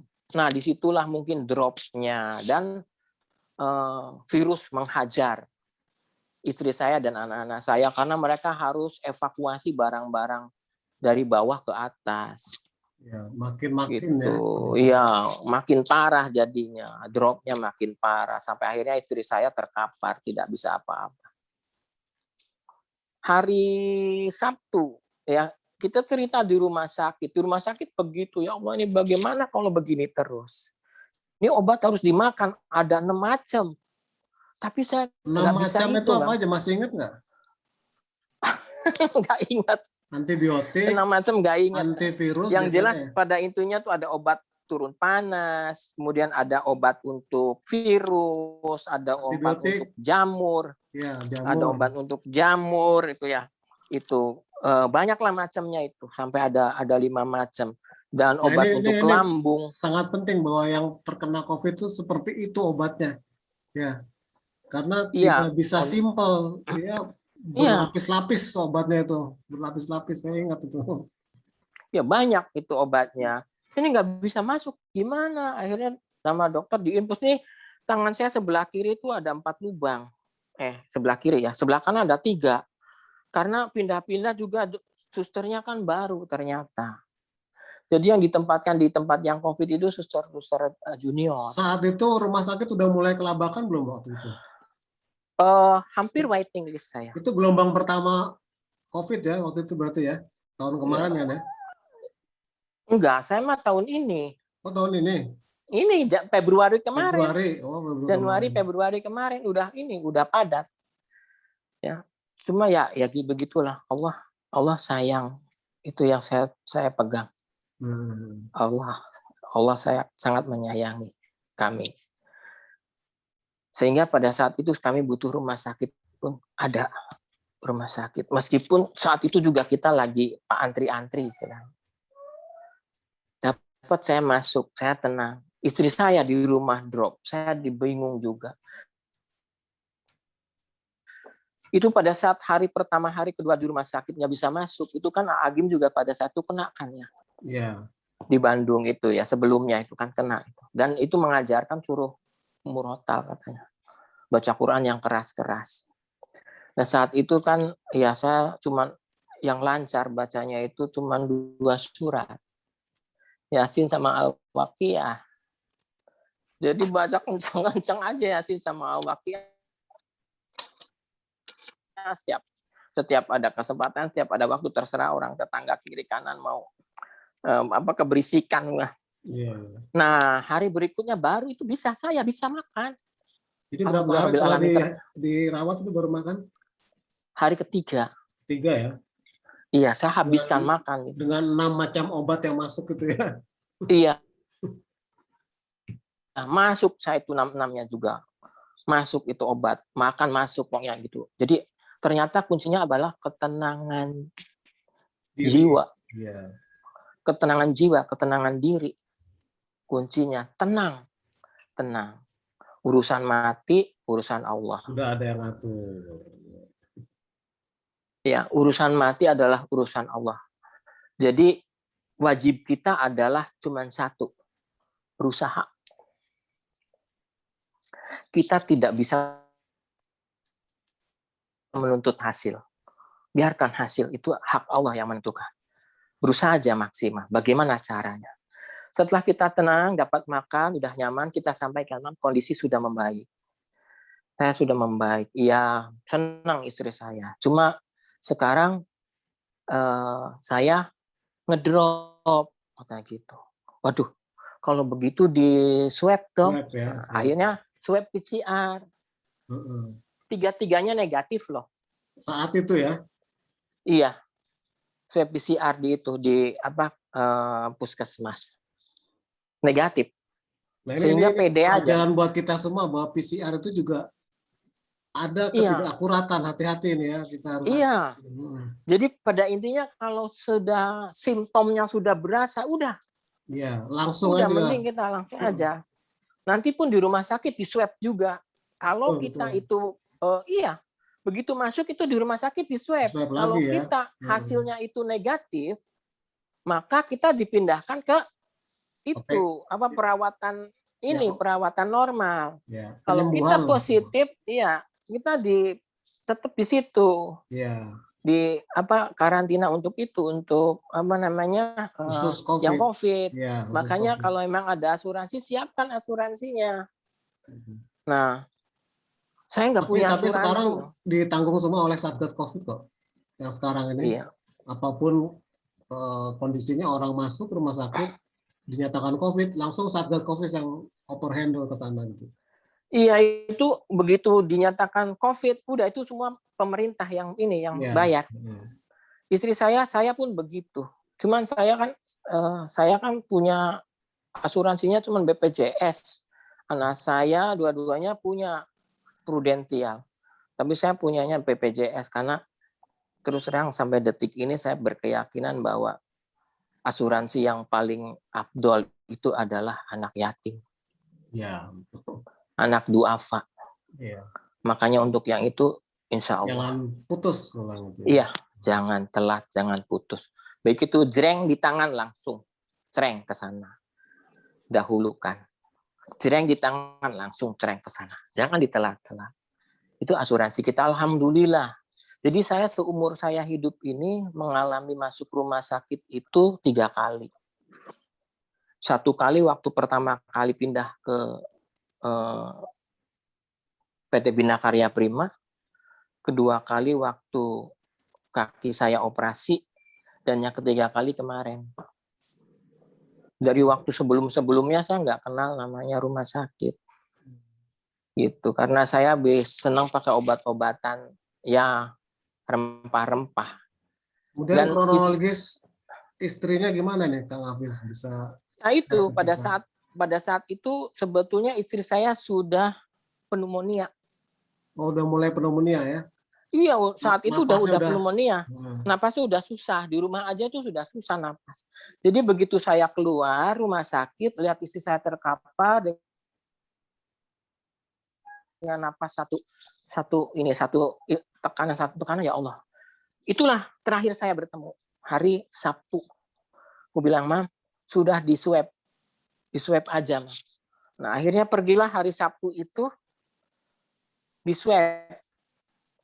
Hari Sabtu di swab, hari Minggu sambil menunggu swab, istri saya bilang, Pap, aku nggak kuat. Ya udah kalau begitu cari rumah sakit. Kebetulan Itu masih di ada rumah ya? Tapi masih di rumah gitu ya? masih di rumah sambil nunggu hasil. Nah, kebetulan ini pada saat saya pulang itu istri saya swab. Istri saya pulang, anak saya nunggu saya pulang. Jadi saya pulang sama anak saya, istri saya udah pulang duluan sama anak saya yang besar. Di swab, istri saya dan anak saya yang besar di rumah sakit. Besoknya istri saya bilang saya nggak kuat. Akhirnya masuk rumah sakit. Istri saya masuk rumah sakit, ternyata sudah tidak tertolong. Itu sudah oksigen udah 2 tabung dijejerin tetap tidak bisa. Akhirnya dokter request sama saya, Pak, istri Bapak sudah seperti berenang di laut. Bapak mau tega begitu. Ini sama kita mau pasang ventilator, tapi resikonya bla bla bla bla bla. Ya, akhirnya saya izinkan. Oh ya, anak saya itu wisudanya sambil terkapar di rumah sakit waktu itu. Jadi sebelum istri saya meninggal itu sempat menyaksikan saya dipanggil namanya daring, online, bahagianya ya? Gitu ya, sampai bilang alhamdulillah akhirnya kamu lulus gitu. Nah itu adalah hadiah dari anak saya untuk ibunya yang terakhir. Tapi masih sempat lihat ya itu almarhumah itu? Masih sambil terengah-engah udah satu tarikan. Saya tidak boleh nengok, jadi saya ketemu cuma di hari Sabtu itu. Di hari Sabtu masih minta tolong, kan kalau istri saya sakit tuh nggak pernah masuk rumah sakit. Kalau istri saya sakit tuh selalu di rumah saya yang rawat. Iya. Istri saya lebih percaya saya yang rawat. Kita obat-obatan ya pakai obat-obatan seadanya. Kalau mah lambung apa segala macam, paling saya kasih jus bengkoang. Iya. Paling kasih itu kunyit, yang kayak gitu-gitulah. Tapi saya refleksi. Saya alhamdulillah, saya kan dulu juga pernah jadi tukang urut bayaran. Mungkin karena kondisi seperti itu yang jadi berat gitu ya. Iya. Ya, akhirnya yang terakhir tuh saya terapi istri saya bisa tenang, bisa sempat tidur, jantungnya iramanya tidak karuan. Akhirnya saya refleksi, alhamdulillah malam itu istri saya bisa tidur, cuman pagi harinya tetap bilang tidak kuat, sudah tidak bisa masuk apa-apa. Bilang, Mam jangan kayak gitu dong, masa mau tinggalkan kita gitu kan. Tapi ini nggak kuat, ya udah. Akhirnya dengar bunyi mesin cuci pun udah nggak kuat. Udah deh, ya udah masuk ke rumah sakit. Hari pertama, hari kedua, hari ketiga itu diminta untuk pasang oksigen, ventilator. Oh, langsung ventilator. Bukan. Langsung ventilator. Oksigen udah dari masuk itu udah pasang oksigen. Dari masuk udah pasang oksigen. Cuma ventilator tuh sakit loh ternyata ya. Semua yang di ventilator itu ditidurkan. Iya, sakit itu. Dia dipaksa, ditekan. Ya. Iya. Semua yang menggunakan ventilator itu ditidurkan supaya tidak merasakan itu. Kalau enggak orang bisa kelojotan. Iya, betul. Jadi setelah pasang ventilator tuh dadah terakhir SMS istri saya. Pi, nanti dokter mau tanya diizinkan apa tidak menggunakan ventilator. Terus saya bilang, Mam, sebelumnya Papi memohon maaf. Dokter tadi sudah telepon dan Papi sudah mengizinkan. Jadi saya seperti serasa saya yang menghabisi istri saya. Sampai saat sekarang saya masih merasa berdosa. Tapi Allah ingin meringkas kan bebannya karena memang sudah sangat berat. Karena setelah di ronsen terakhir, ternyata paru-parunya sudah putih. Tertutup semua berarti? Iya. Wah, dokter sendiri kaget. Karena istri saya sempat terlambat menginformasikan bahwa beliau punya gula. Jadi pada saat dicek darah, kandungan gulanya di atas 200 sekian, 250. Rumah sakit juga kaget. Begitu cek itu, ibu punya gula ya, gitu kan sama dokternya. Baru istri saya bilang, iya. Dulu kalau istri saya sakit, gulanya naik, itu saya selalu obatin. Saya refleksi, saya kasih serbuk daun insulin, itu turun lagi gulanya gitu. Saya ngelihat istri saya kalau kena gula gampang. Kalau dia sudah mulai merasa mudah capek, terus haus terus, udah istri saya nih gula lagi naik, udah langsung saya terapi, saya kasih ini daun insulin, itu ini lagi pulih lagi seperti ini. Tapi terakhir di rumah sakit itu seperti itu. WA terakhir istri saya sampai pada saat hari yang ketiga, saya tanya dokter gimana kondisi istri saya? Ditunjukkanlah itu grafiknya. Pak, ini nggak ada perbaikan, begini planar grafiknya. Oksigennya, saturated oksigennya, detaknya semua nggak itu, Pak, nggak ada pemulihan. Wah, gue bilang, mungkin ini alamatnya. Benar. Hari yang ketiga itu waktu saya mau ngantar anak saya nyari makan. Karena anak saya juga yang bungsu itu kena COVID juga, positif. Cuman dia itu kuat fisiknya. Ya masih muda. Dia masih kuliah. Ya masih muda. Iya, dia masih kuliah. Dia pagi kuliah itu masih. Aku bilang, Dek, kamu harus makan ya. Iya. Rasanya gimana? Enggak berasa apa-apa. Nggak berasa, tapi dia tancap terus. Dia makan terus. Motivasi untuk sehatnya tinggi. Dan saya senang itu. Terus dia makan itu sampai itu deh kayu putih. Isap, dia nurut isap kayu putih. Dek, berjemur. Yuk kita berjemur. Saya udah sembuh. Anak saya masih di rumah sakit. Anak saya yang kasihan. Anak saya itu laju endap darahnya tinggi. Nah udah gitu dia kena dedimer lagi. Yeah. Kena dedimer lagi. Jadi dokter dia selalu disuntikin obat pengencer darah sama dokter. Jadi dia selalu lapor, aku nggak kuat. Aku bilang tahan nak, kamu masih muda, tahan. Aku bilang kamu kuat, tahan sayang. Upayakan ada apa yang kamu bisa masuk. Akhirnya yang dia mau kita belikan supaya dia bisa makan karena yang penting cuma 2, oksigen sama makan sama minum, itu vital banget itu. Makanya begitu orang bilang dia sudah susah makan, wah, mau tidak mau kalau sudah bicara sudah susah makan, maka dia harus dapat infus. Karena itu harus, dia nutrisi harus masuk. Gimana caranya? Obat harus masuk. Kuncinya cuma 2, makan sama itu, sama udara, iya oksigen. Gitu. Jadi kalau kemudian istilahnya nggak nafsu, coba tenangkan. Ya itu benar. Baca Quran kenceng-kenceng deh. Keras-keras. Nggak tahu apakah itu untuk supaya semua indera kita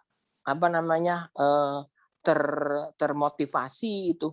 Telinga mendengar, kemudian mulut berbicara, voice juga keluar dari ini, mata juga melihat, istilahnya itu huruf-hurufnya gitu kan, sehingga semua indera kita termotivasi.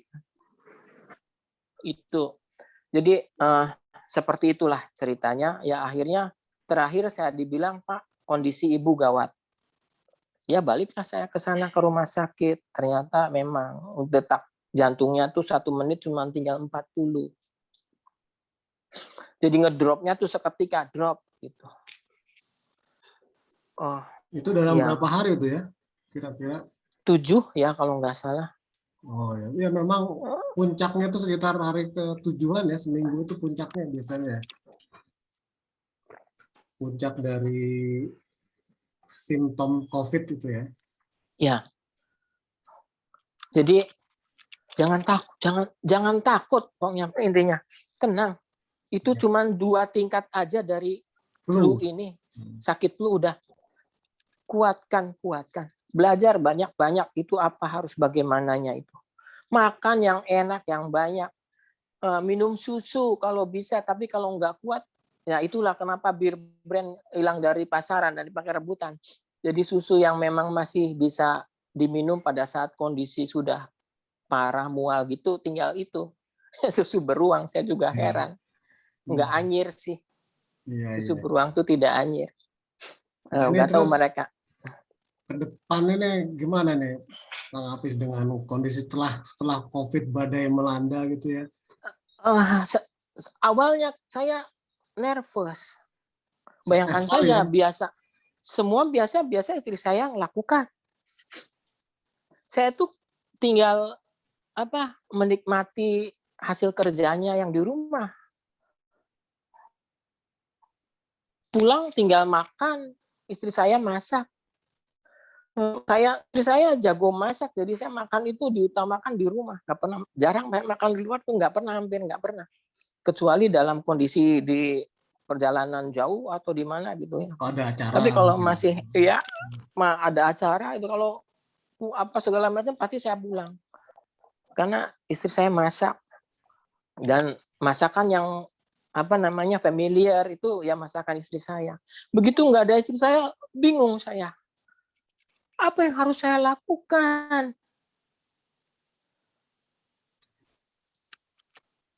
Apa yang harus saya lakukan? Akhirnya ya saya belajar istilahnya untuk mengatur rumah gitu. New normal ya istilahnya ya. Iya, new normal lah. Nggak bisa nyuci, ya udah pakai laundry. Laundry murah kok, 1 kilo cuma 5.000. Hemat listrik. Ya. Makan paling bikin nasi bisanya. Nggak bisa masak paling bikin nasi, lauknya beli. Itu kalau lagi malas bikin nasi juga udah beli sama nasinya gitu kan. Tapi rasanya masakan di luar itu nggak seberagam masakan buatan istri saya. Ya. Cenderungnya itu lagi. Jadi saya bisa masak beragam-ragam. Anak-anak juga pengen masakan istri saya gitu kan. Pengen masakan mami, kangen mami gitu kan. Sampai 2-3 hari anak saya yang bungsu itu nangis terus. Karena dia sangat dekat dengan mamanya. Ya. Nah, gitu, Kang Hafiz, sekarang pesan apa yang bisa Kang Hafiz dapat dari kondisi terpapar COVID ini sehingga seperti sekarang ini? Jadi kesimpulannya dari COVID ini gimana menurut Kang Hafiz? COVID itu ada, jangan dinafikan. Apakah itu buatan orang, apakah itu emang tercipta dengan begitu saja. Wallahu alam. Saya tidak tahu, tapi yang jelas bahwa itu ada. 1. Dengan demikian maka kita harus menyikapi. Ayat Al-Qur'an apapun, apakah itu pendapat ahli, selalu mengatakan sikapi. Gitu. Selalu mengatakan sikapi. Jadi tolong deh jangan meremehkan. Sesuatu yang dianggap ringan itu justru membahayakan. Sesuatu yang dianggap ringan itu membahayakan. Ringan nih, susah buang air kecil. Dia minum apa padahal ginjalnya jebol Iya. karena ada timbunan batu. Itu sakit kepala Panadol. Sakit kepala Panadol. Ternyata apa? Pembusukan di ini sarafnya, di saraf giginya gitu. Atau ada apa? Tumor lah, cancer lah, apa segala macam. Jadi jika ada simptom yang terasa itu jangan meremehkan. Terus situasional seperti begini jangan meremehkan. Jadi kalau kita istilahnya pakai masker itu motivasinya jangan untuk proteksi diri gua kan kuat, bukan itu. Kita pakai masker itu supaya orang lain jangan kepapar. Kalau sakit ya sakit kita saja. Harus orientasinya tuh eksternal gitu. Jangan ego. Gua kuat loh, nggak akan pakai masker, nggak akan kena. Iya ente, yang lain kena sama ente gitu kan. Jadi kalau kita sama, ya. Kalau kita itu social distance, kemudian pakai masker, cuci tangan itu tolong. Motivasinya itu adalah agar orang lain jangan sampai kena. Minimal anggota keluarga kita. Orang lain orientasinya. Bukan diri kita. Mungkin diri kita kuat, oke. Tapi orang lain. Selalu orientasinya ke orang lain. Jangan sampai dia yang kena gitu. Itu aja. Jadi mohon maaf. Bukan itu. Karena saya prihatin ngelihat di satu sisi kita heboh, tapi saya lihat cuek kok orang. Saya lewat, banyak yang masih kongko sambil merokok, nggak pakai itu, nggak pakai masker apa segala macam. Mungkin dia kuat, tapi yang orang lain kan belum tentu. Ya. Jadi jangan kesini motivasinya kepada kesono, orang lain. gitu. Ya. Iya, kesono, karena jiwa customer satisfaction tuh harus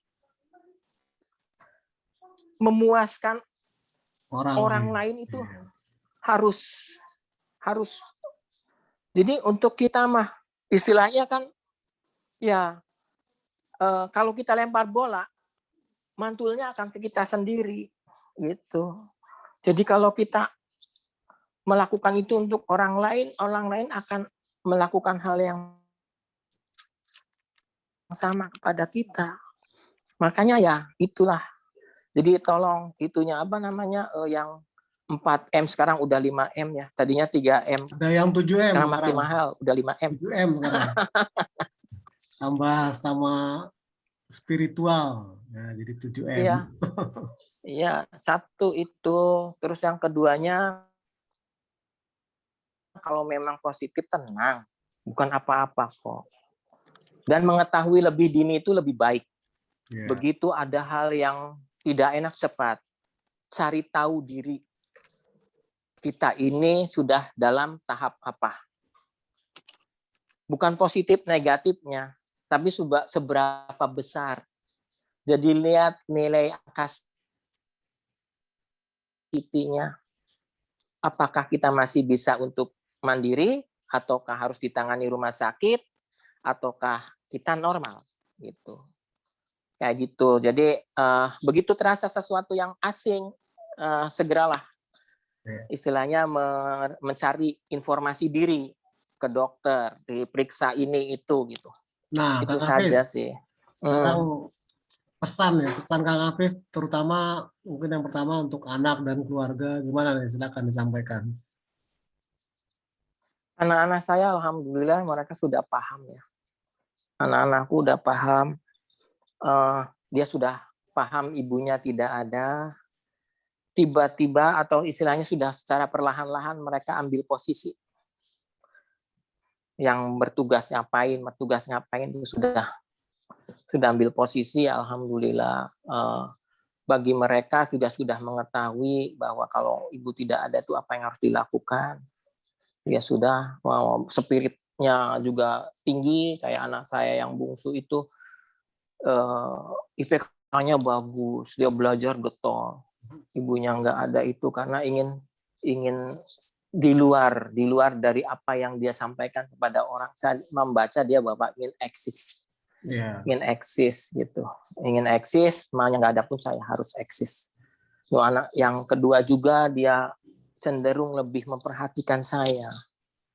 Jadi kalau makanya anak yang kedua itu masih belum mau mencari kerja karena dia masih melihat saya masih butuh ada orang yang mengurus. Gitu. Anak yang kedua yang cewek. Kebetulan saya dua-duanya cewek. Punya anak. Iya.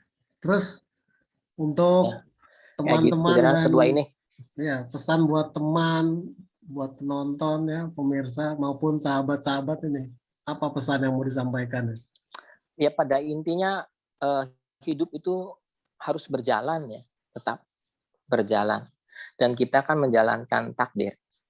Takdir itu juga kita diberikan untuk memilih. Memilihnya kita dan tidak memilihnya kita itu dua-duanya adalah takdir. Jadi pilihlah sesuatu yang memang itu baik untuk kita dan baik untuk keluarga kita, baik untuk anak-anak kita, baik saudara-saudara kita. Itu saja sih untuk ini ya, untuk rekan-rekan dalam menghadapi COVID ini ya. Worry boleh ya, itu wajib, tapi jangan sampai parno gitu ya. Iya, jangan sampai panik, jangan sampai fobia. Biasa aja, tidak perlu ada aktivitas yang ditiadakan. Tapi yang penting safe. Itu aja. Iya. Yang penting safe. Safe untuk orang lain ya. Saya garis bawahi, safe untuk orang lain, safe untuk kita. Ya. Safe untuk orang lain berarti bersumber dari kita. Safe untuk kita kalau memang kita perlu tegur ya tegurlah. Ya. Saling mengingatkan gitu. Iya, ingatkan. Gitu. Nggak perlu ada yang dikurangi. Mau gara-gara COVID kita nggak ngapain, nggak usah. Insya Allah, saya juga udah dari setelah sembuh sampai sekarang saya ke kantor, tetap ke kantor.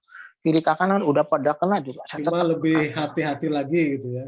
Iya, cuman tolong hati-hati. Istilahnya distance, kemudian benar-benar proteksi. Iya, protek gitu. Nah, kayak gitu kan jaga kesehatan. Jangan begadang, ngopi, smoking. Sorry ya, maaf. Lupa ngeledek gue, Pis. Ya nih, Kang Bevo, Kang Izaim, ada yang mau didiskusikan lagi nggak dengan narasumber kita sore ini? Nih? Ada nanya nih, Pis. Ini kebetulan di grup WhatsApp ada yang nanya, Hafiz, kenapa kamu kayak Luhut katanya? Dari cucu. Cucunya bilang. Aduh, cucunya. Maaf nih ya buat yang merokok. Maaf sekali lagi. Itu temperatur asapnya itu kan tinggi. Sehingga dia itu bisa membuat iritasi pulmo di sini. Nah, itu akan merangsang radang di paru-paru. Dan pada saat orang punya kondisi masing-masing ya, tidak bisa disamakan. Iya, ada merangsang radang ya. Nah, radang ini itu antibodi kita tuh kerja keras di sana. Aku sehat tuh merokok, betul. Karena antibodinya lagi oke. Dia bekerja keras di sana. Menghampar, gempur. Pada akhirnya ada beban yang lebih berat. Drop itu masuk, hantamannya lebih keras gitu, lebih akan berasa. Iya. Jai makanya pengaruh aja, Jai. Dia tengah dangu sih ngomongkan gitu. Jadi kalau ngerokok ya, Izai, kalau ngerokok kalau bisa asapnya ditelan, jangan dikeluarin lagi gitu. Ya iyalah, gue mah kalau ngerokok ditelan, bro. Nggak apa-apa ya, itu istilahnya seperti begitu deh, memperhatikan tempat lah gitu. Iya, pada intinya seperti itu. Dan dulu juga saya perobat waktu mahasiswa tingkat 1, tingkat 2, penyintas perokok juga berarti ya. Iya, mungkin kalah Ijai. Ijai sehari berapa bungkus? 1, 2 lah. Saya bisa sampai 3 bungkus sehari. Wah, itu mah orang stres, Bro. Dulu. Dulu. Waktu mahasiswa. Waktu Ya banyak kebayang sih praktikum. gua waktu lu mahasiswa dulu kan kemarin nggak nyangka tuh kalau ternyata materi pelajarannya pakai bahasa Inggris semua, ya stres lah. Stres ya. Obat stres saya apa? Pas giliran orang lain ujian saya bawa Kopingho. Kopingho. Kopingho itu semua sudah saya baca. Kalau ujian, iya sampai tamat tuh, dari Pulau Es, dari Pedang Kayu Harum, dari Kumbang Pengisap Madu, pengisap bunga, apa segala macam itu semua udah saya satu serialnya, Bupunsu lah apa. Itu semua udah habis saya baca. Berhenti merokok tuh motivasinya gimana?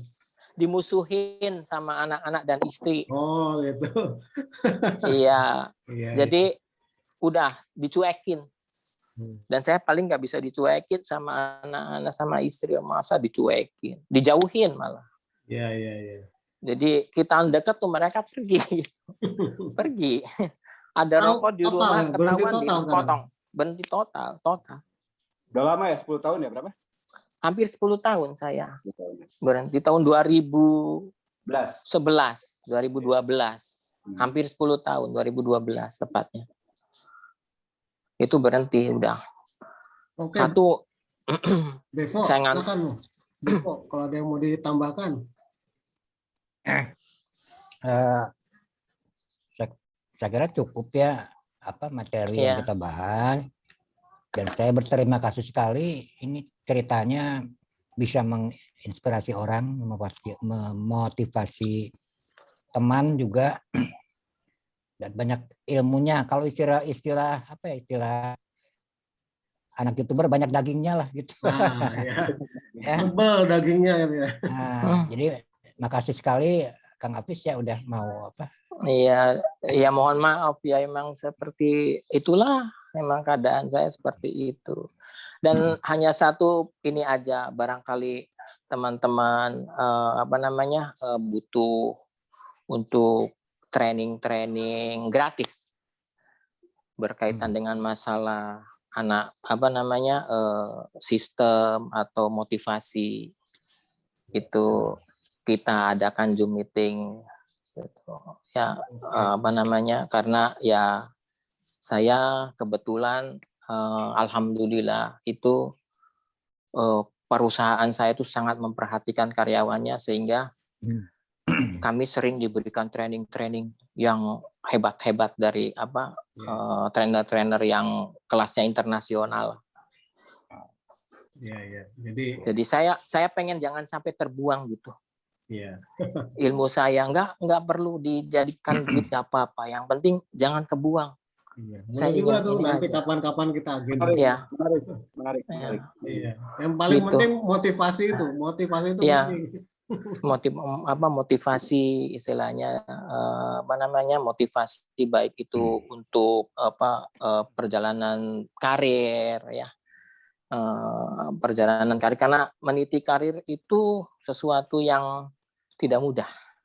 Ya, betul. Iya. Dan trik-triknya barangkali ada anak-anaknya yang itu sebagai pekerja lah katakan, atau pengusaha gitu, trik-triknya mau itu bagaimana ya kita share gitu, supaya tidak hilang ininya. Kang Izai, silakan mau komen apa nih? Enggak, ada pertanyaan. Ini Hafiz ini umurnya berapa? Saya 54 lah. Oh, 54. Bagaimana cerita itu rambutnya masih hitam? Hitam banget loh deh. Iya, ini baru di sini aja muncul beberapa. Ini ada 1-2 ya? uban, 1-2. Hitam mati. Saya rasa Bevo sama saya juga nggak terlalu putih nih, Izai aja yang anomali berarti. Salah juga ya. Ini Fis, aku mau nanya Fis, itu kan lu pelihara kumis ya? Iya. Pernah nggak digundulin banget gitu? Enggak, pernah dulu 1 kalinya, nggak mau lagi. Kenapa lu suka gitu deman pakai kumis atau gimana? Ada pengaruh? Begini. Biar Saya nggak mirip ini- baru, bilang biar gini, nggak mirip apa, banget Luhut kali. Bukan, kalau dicukur jadi apa kekuatannya tuh jadi hilang gitu. Gitu nggak sih? Bukan. Saya lebih pede tampil itu ada kumisnya. Trademark Gitu. ya. Iya, kalau dicukurin tuh culun. Sebetulnya Cuma- gue bukan nggak suka berkumis, karena nggak tumbuh aja. Karena berkumis tuh berkesan bapak. Oh gitu. Berkumis tuh berkesan kebapaan. Nah, pada saat kita berwibawa ada di lah. depan, iya, pada saat kita di depan sedang mengajar gitu ya. Lebih Kalau terasa berkumis itu ada berasa bahwa saya ini lebih bapak ya. Iya. Oh gitu gitu. daripada Luar biasa. kalian gitu. Luar biasa. Jadinya saya jaga terus. Pernah satu perusahaan sampai nggak jadi merekrut saya gara-gara saya nggak mau nyukur kumis. Oh, kenapa harus dicukur ya waktu itu? Suruh cukur di sana tuh di sana di Bogor itu Terkait safety atau perusahaan apa ya? makanan. Hah? Terkait safety. Karena Kameranya HACCP. Kameranya katrol. Nah, soalnya kalau Hafiz nggak senyum nih, serem orang lihatnya bro. Karena HACCP itu. Oh, Karena food safety. food safety ya. Safety kan Iya, alasannya ya. iya, Safety ya. food safety dan saya Kalau nanti rambut kan bisa pakai kerudung ya kalau rambut iya ya. bisa pakai Kalau kumis itu. susah tuh. Kumis Pakai plester mungkin. Ada juga masker tapi kan apa namanya nggak nyaman lah. enggak ini apa berjatuhan lah gitu istilahnya. Benar. Iya. Oke, mungkin cukup ya. Ya. Ya Kita cukup. semua ya. Kita sudah Luar biasa dapat ini. insight nih dari Kang Hafiz. Ini sangat bermanfaat bagi spacer maupun pemirsa lainnya nanti. Bagaimana kita menghadapi situasi yang menjadi darurat untuk suatu keluarga gitu ya. Jadi pengalaman baik sekali nih. Mudah-mudahan bisa dijadikan cerminan kita semua bahwa COVID ini bisa kita kalahkan. Tetapi kita intinya harus memanage kita sendiri dulu. Iya. Jangan Betul. lupa itu tadi yang disampaikan Kang Hafiz ya. Jangan lupa bahwa COVID ini menjadi ganas pada saat kita lengah gitu. Oke, sobat-sobat semuanya, sobat Space maupun para pemirsa, mungkin kita cukupkan session kita kali ini. Nanti bila ada topik-topik lagi yang lebih menarik, kita akan tampilkan lagi, tayangkan lagi. Terima kasih semuanya. Assalamualaikum warahmatullahi wabarakatuh. Waalaikumsalam warahmatullahi wabarakatuh. Ya, kita cukup ya. Assalamualaikum. Nanti Bepo dicoba dilihat rekamannya gitu ya. Oke. Oh ya, Itu di tempatnya Hafiz ada kamera juga kan ya? Ada Ya, kiri rekam juga ya. kanan Rekam yang juga ya? rekam juga. Oh, iya. Rekam juga.